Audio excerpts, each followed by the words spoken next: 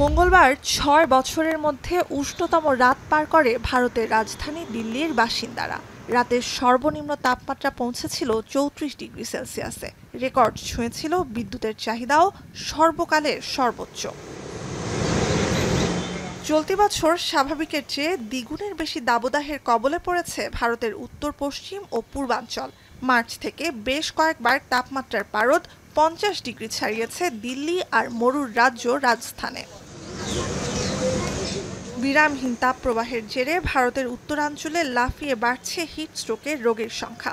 চলতি গ্রীষ্মে শুধু রাজধানী দিল্লির প্রধান ৩টি হাসপাতালেই প্রাণ গেছে কমপক্ষে ২০ জনের। সরকারি রাম মনোহর লোহিয়া হাসপাতালে গত ২৪ দিনে গরমজনিত অসুস্থতা নিয়ে ভর্তি হয়েছে ৪৭ জন। पिछले 2 दिनों में हमारे पास काफ़ी मरीज़ आए हैं, लगभग 22 मरीज़ आए हैं टोटल, जिसमें 5 मरीज़ों की मौत भी हो गई है सस्पेक्टेड हीट स्ट्रोक की वजह से।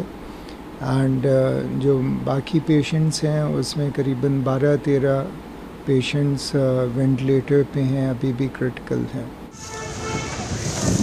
পরিস্থিতির ভয়াবহতায় বুধবার থেকে অগ্রাধিকার ভিত্তিতে হাসপাতালগুলোকে রোগী ভর্তির নির্দেশ দিয়েছে কেন্দ্রীয় সরকার।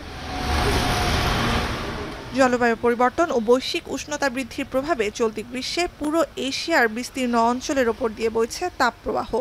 অসহনীয় গরমে বিপর্যস্ত কয়েকশো কোটি মানুষ। নুসরাত কামাল, এখন বিশ্ব।